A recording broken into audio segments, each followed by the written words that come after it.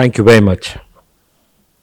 Firstly, I'd like to convey my gratitude to Agnostos Theos for inviting me here. As he said, I've come from Pune. And actually, I was most intrigued when he called me because there are a lot of special and much more important people in Delhi. But to invite me here, I thought I must prepare a presentation that makes some sense. Not in any other manner other than the fact that seeing the sprinkling of people who are here, a lot of people from the Northeast, it's just some few issues which I feel that we in Delhi often forget or simply don't have any knowledge of. I have, as Agnostos Theos said, spent a lifetime in the Northeast. From a young officer, where I fought in Ukhrul, often protecting the Kuki tribes against the NSC and IM in 1988, 89, 90. I have gone back to the Northeast 5 times. The last was as the Director General of the Assam Rifles and then immediately as the Chairman of the Ceasefire Monitoring Group, where I had the honor of actually, or the good fortune of actually sitting down with the NSC and tribes to find an answer to the very vexed problem of how to get a final solution. I was also able to convince self-styled General Khango to break up from the NSC and Khaplang group when Khaplang died and to come into India and to join the ceasefire process, and he signed the ceasefire first with me.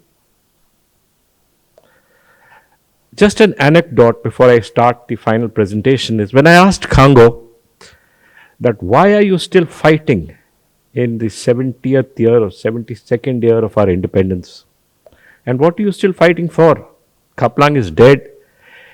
He said, sir, I will keep fighting, and he's 86. I will keep fighting till the entire Konyak clan is united. And the other issue that I want to tell you is when I was the Director General of the Assam Rifles, I had gone to the Chief Minister of Mizoram, Dr. Lalthan Hawla. This was January, February 2017. And I told him, I said, there's a lot of movement of people from Myanmar, from the Chin state into Mizoram. May we request you to tell the police and to tell your people to prevent this infiltration from coming in. And what he told me then actually led me to do a larger study into what this issue was. He said, General, those are my people. They're my brothers. No Chin, because I am a Chin myself, no Chin will ever be sent away. They are welcome to stay with us. Across the hills are our ancient lands, our ancient forests. Those are my lands, and I'm not going to let them go away. So you must understand, before we start, with what empathy, with what sympathy, and what knowledge we must begin to understand the problem of the Northeast. And therefore a small primer, if you all don't mind. Yeah, next slide please. Peace in Manipur. Now what does this peace really mean? What has actually happened that we will get this peace? Could put up the slide? Yeah. What has actually happened? Has there been peace before? I've been in Manipur for 15 years before this. I've been fighting in Manipur from 88. From 1961, 62 onwards, there has been no peace in Manipur. So it isn't a situation today that is worsened. It's a situation that was always bad. It's not today's problem. It is a problem of our lack of understanding. It is not today's political problem. It is a problem of a lack of knowledge that we really have. Yeah, next slide.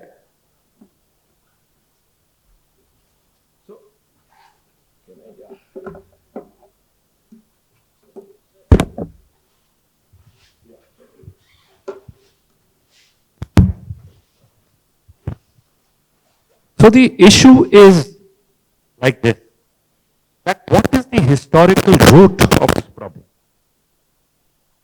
And we must understand this root if we are to go any further here. Because unless we understand what actually happens there, we will never be able to understand the problems of Manipur. There is, as the Chief Justice said, as well as ADG Sood said, there is an ethnic diversity. There's a territorial dispute. Whether the territorial dispute is between the Tangkhuls and the Kukis, whether the territorial dispute is with the Maitis and the hills, there is an issue. There's a lack of understanding. So let me just try and cover it. And of course, there's an ongoing insurgency. It started in 62, 63. But from 49, 50 onward, there were rumblings when the last king of Manipur abdicated and became a part of the Republic of India. There have been issues that Manipur should have been independent and should not have been coerced, as they felt, to join the Republic of India. So we must understand, it didn't happen 2 years ago. It didn't happen 4 years ago. It happened much, much earlier than that. Yeah, go ahead. Now this is the Northeast. Northeast of India, it's it's 8% of the landmass of India and only 2% of our country, of the population of India. Most of the states have just one Lok Sabha seat, one Rajya Sabha seat. Manipur has 2.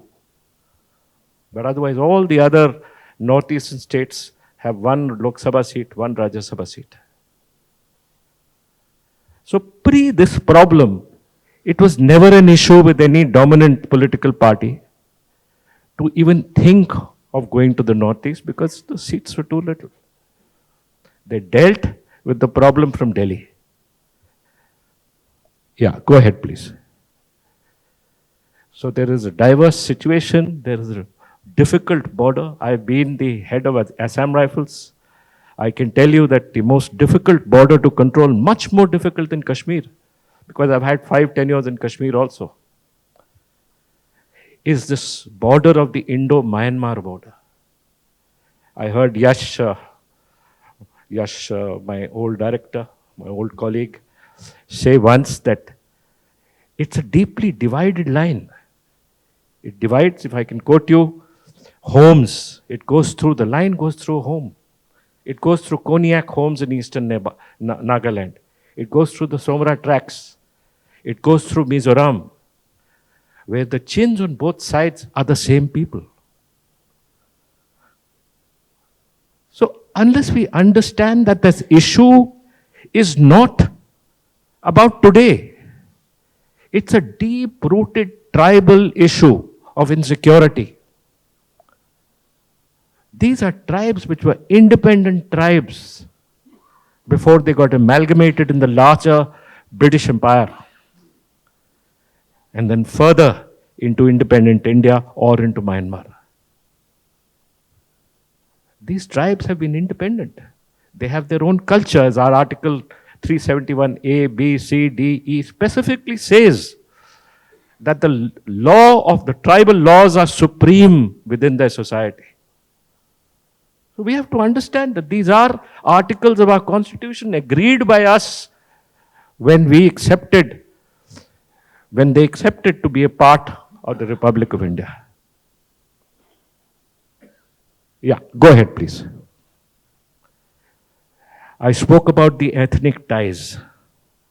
Those shawls denote the different colors of the types that are there. I see one beautiful, some of the ladies and the men wearing such beautiful colors. It is only to show you that we belong to a tribe which has this color. This color is worn with pride. Its color is worn to show you that I belong to this tribe. I love my culture and this is what it is. And unless we understand, we in Delhi sitting here, understand what it means to them, it's their whole life. They don't want to be sucked into this larger country without losing their culture. They want to maintain that too. And I have spoken about this at every forum, that yes, you are a part of our country, but yes, our constitution is large enough to tell you that you can retain all your customs and your traditions.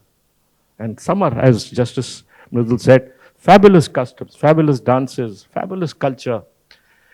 I could go for hours to tell you how wonderful this culture of the Northeast is. But that's not the aim of this lecture. Yeah, go ahead, please.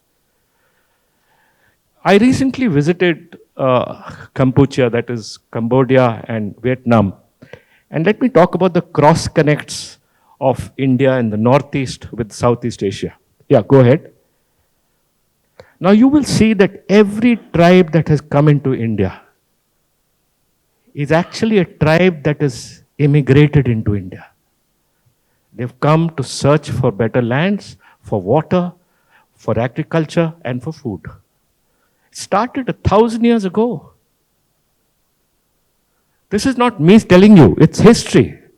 You just have to read history to know that these tribes, all the tribes, have come from different parts of Myanmar, different parts of Southeast Asia, from 1,000 years ago. Just as our culture, the Hindu culture, went from here to Cambodia to build the Angkor Wat, same situation happened this way. Go ahead, please. I just sort of put it on a slide to make it show you how these tribes moved during various parts of their existence. Yeah, go ahead, please. Go slowly. You can just see how Buddhism spread, how they came in, is a part of our history. It's a part of the rich tapestry of the land with that we live in. And we should actually accept that we belong to a very rich country, a rich culture. And everybody cannot get amalgamated with the same situation.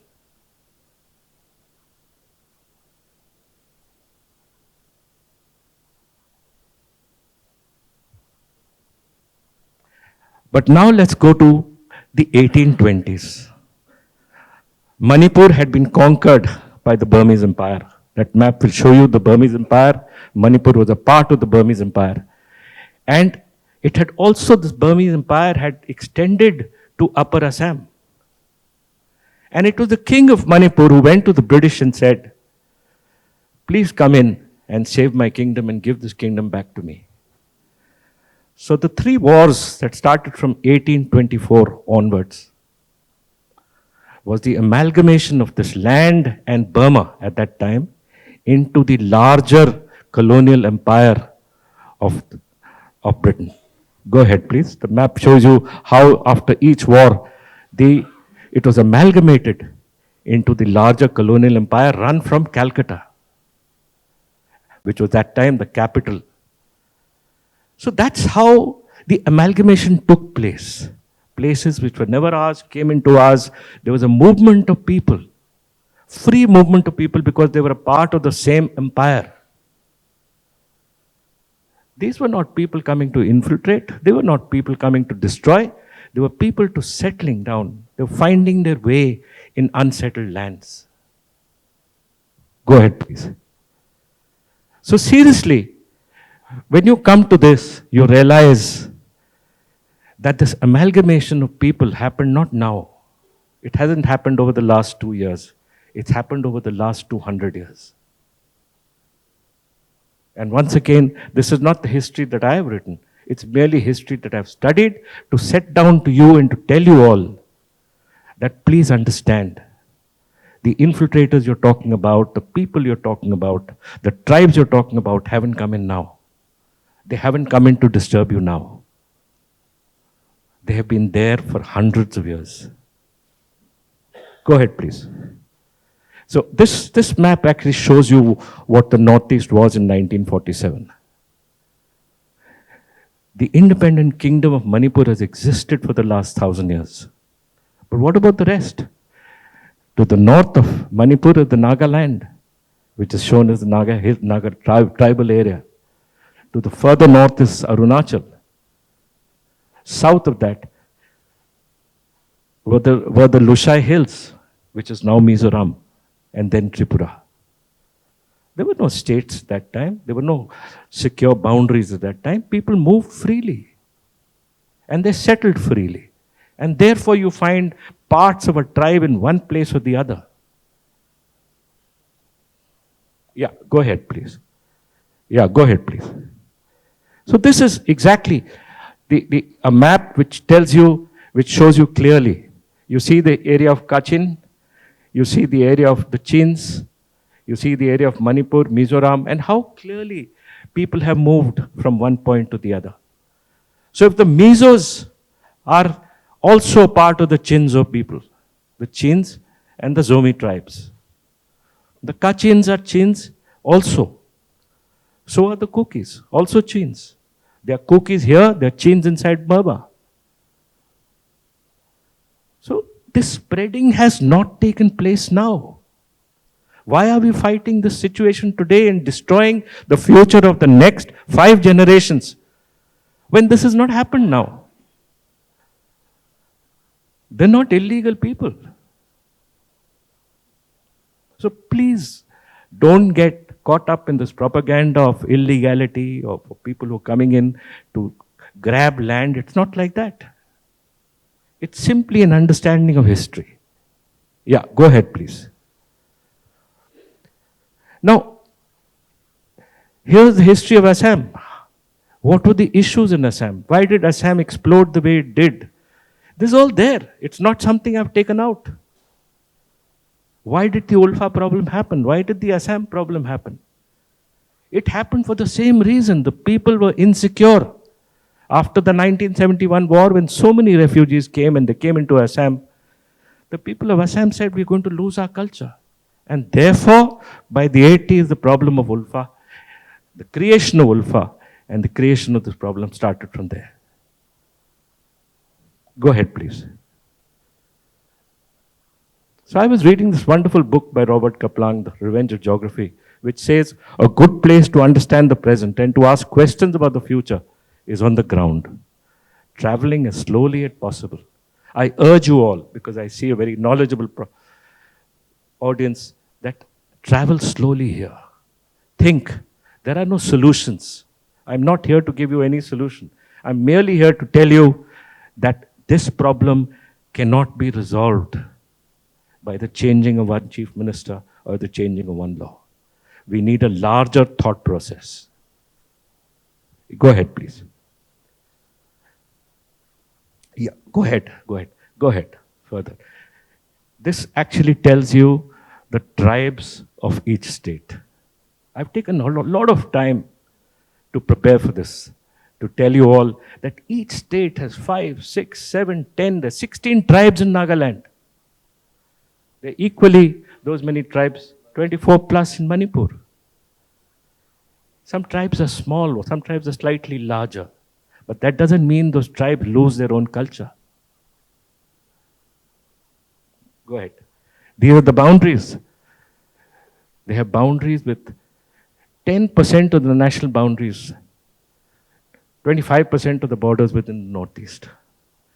So obviously, if they're sharing these international boundaries with the other countries, they share with China or Tibet, they share with Myanmar, they share with Bangladesh, they share with Bhutan, they share with Nepal, obviously there will be a movement of people. That does not make this an evil empire. And there should be no reason why we should be wasting our today and tomorrow on a situation which has happened so many centuries back. Yeah, go ahead, please. So this is the democracy, just a slide that tells you, look, there is a difference of religion. There is an issue, but there is no large game plan here. It's not something that happened today, it's something that happened 100 years ago.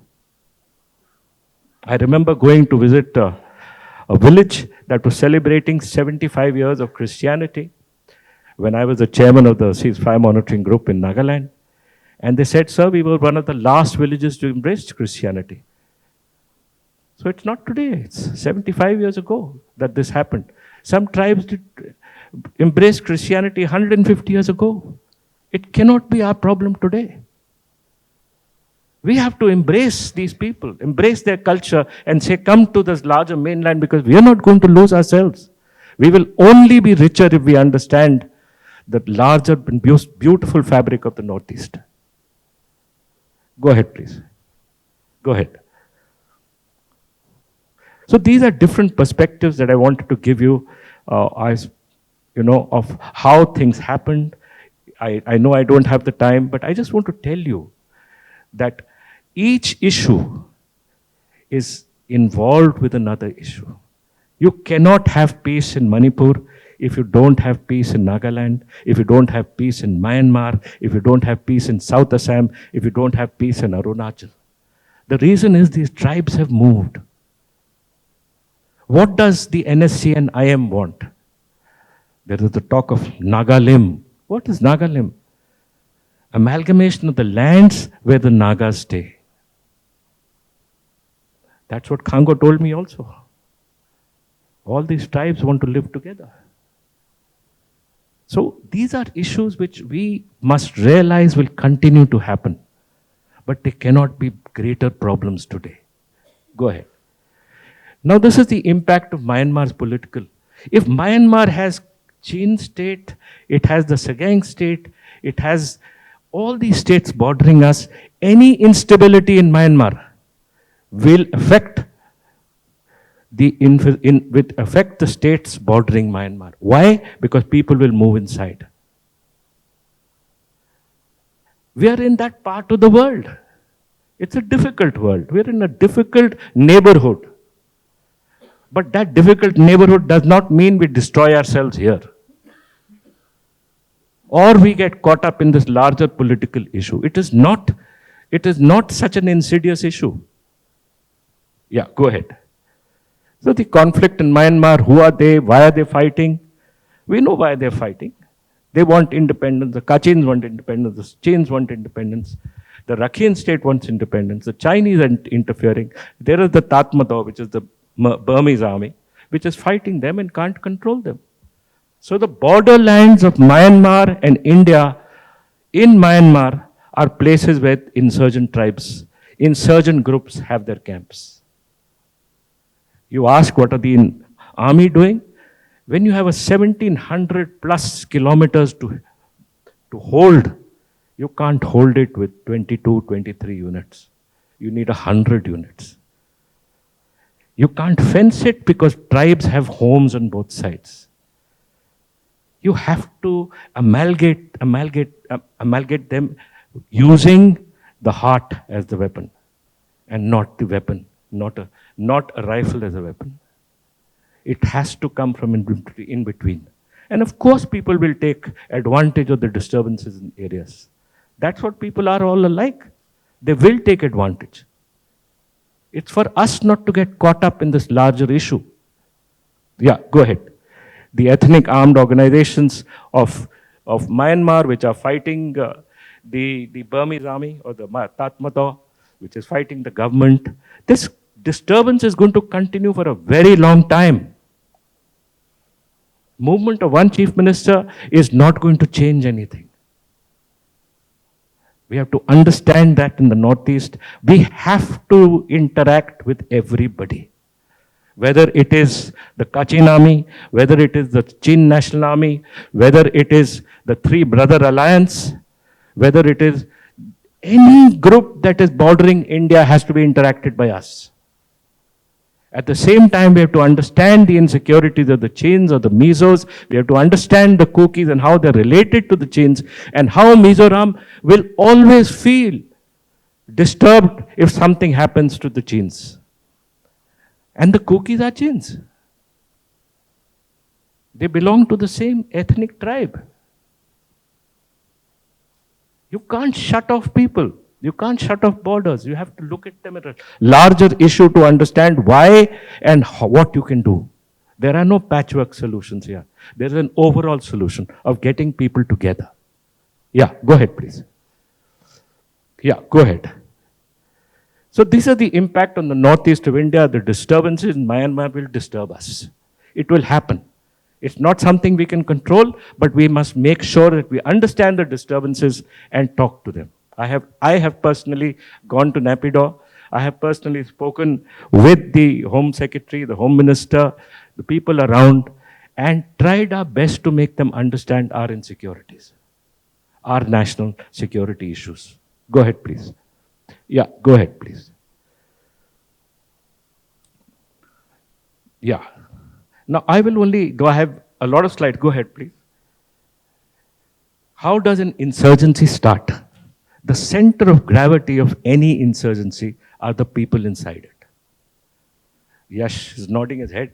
This is something we used to always talk about, that the center of gravity on which every insurgency moves are the people. So the people are in the center. What are the issues involved? Issues is lack of governance, lack of education, and a whole lot of other issues which we know exist in the Northeast. And because these things exist, the next issue is, yeah, go ahead, are the various insurgent groups. These insurgent groups exist there. These insurgent groups control the situation there. They control the narrative there. We have to disarm, as the Justice said, every insurgent group. We have to bring their weapons inside. We have to bring the arms, ammunition, explosives, everything inside. We cannot have peace if you only disarm the Arambai Tengol or the Maiti Lipun. You have to disarm everybody. Everybody has to be convinced. Because every group that has come there is seen as a protector of its tribe. And if it's a protector of its tribe, then you cannot separate that group from its people. I hope I'm right, sir. You have been in this situation for a long time. But that is the issue. Every tribe has an insurgent group fighting for its rights. And I have amalgamated every insurgent group here. Go ahead, please. We'll just go ahead, go to the last one. Yeah. Now you see here, why this is important is, this is the Indo-Myanmar border. There are no troops here, no Burmese army here. So there's no one to help us. This is the Assam Rifles out here, 25 units over 770 kilometers, 1770 kilometers. How will you prevent people from coming? Full of jungles, full of mountains, full of water, full of fast-flowing rivers, during monsoons, absolutely uncrossable. You have to strengthen these organizations. So don't let anyone tell you that a fence will help. It won't. Because the fence will be removed immediately. Why? Because the people are being divided. We have to find a better solution. This is about the Arambai Tengol. It's a Maiti activist organization founded in 2020 by the state's titular king. He's a Rajya Sabha MP, Laishemba Sanjova. But eventually what was it? To protect Maiti interests, cultural or otherwise. And why did the people think they needed this protection? That is the insecurity in which people live, as the Chief Justice said. Go ahead, please. Go further, please. Yeah, go further. Go, just one back, just go back. The insurgent groups are woven into the life of all these states. They control the narrative. They control the crime. Villages sponsor their children to join these insurgent groups because they are seen as protectors, not as criminals. Till this narrative changes, we cannot change the security situation there. Go ahead, please. Go ahead. Everyone's talked about this. We are aware of this, so I won't cover this at all. Go ahead, please. What are the, no, go back. Just what are the key takeaways? Firstly, historical land disputes. We have to start start working on these historical land disputes. You can't sandpaper it. You have to get people to sit down together, as the Chief Justice said, and as the ADG Sood said, and solve each and every problem. It's solvable. If the South Africans, the whites and the blacks could sit down in a committee of reconciliation, Maitis and Kukis and the Nagas can definitely sit down together. We have to. And we have to do it now.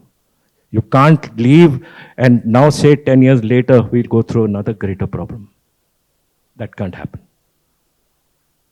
Second, ethnic, go back please. Ethnic identity and autonomy. Everyone looks to preserve their ethnicity. But eventually they have to be a part of the larger home. Political representation and power sharing. As I said, some of these states have only one Lok Sabha seat, one Rajya Sabha seat, one Lok Sabha seat. We have to get more representation. Unless they have representation here, we will not solve the problem there. Perceived economic disparities. Chief Justice has said very clearly what the economic disparities are. 4 times the cost of an item in this part of India is 4 times the cost there. And it's not just the transportation cost. It's the insurgent tax. So if they don't pay tax to the government of India, they're paying 25% of their income to the insurgent groups. And they're paying it willingly because they are seen as protectors, not as criminals. Militant groups and armed conflicts. Every militant group must be disarmed. We must get their weapons in. There is no good terrorist group. Am I right here, Yash? We have done these experiments. I have been in Kashmir. We started with one group and we realized what a great mistake we had done. And we shut it down. We did the same in Nagaland and Manipur. We shut those down. There is no government-sponsored terrorist group because every terrorist group eventually has its own agenda. If you give arms to anybody for illegal operations, those arms will be used for much more than that. A weapon is power. And you give it in the hands of people who don't understand or who don't have the training to utilize that power. So let us not create any more insurgent groups to go and fight the other insurgent groups. That doesn't exist. Militarily, it's a bad situation. Cultural difference and social dynamics, we have to sit together. We have to understand that we are different. We have different languages, different songs, different colors, different dances. But eventually we are humans who have to live together. I would urge every one of us to think about this and to urge the government, get people together. Get the youth together. You cannot leave the youth to think that they can sacrifice the next 3 generations of theirs. The world is going very, very fast. We cannot go backwards. Yeah, go ahead, please. So these issues, they're actually non-issues. There is a larger issue which we must think about. Go ahead. My recommendations: strengthening law and security, neutralize the armed factions, prevent arms influx, implement President's rule, which has happened, strict law enforcement, supply chain security. The Chief Justice said so.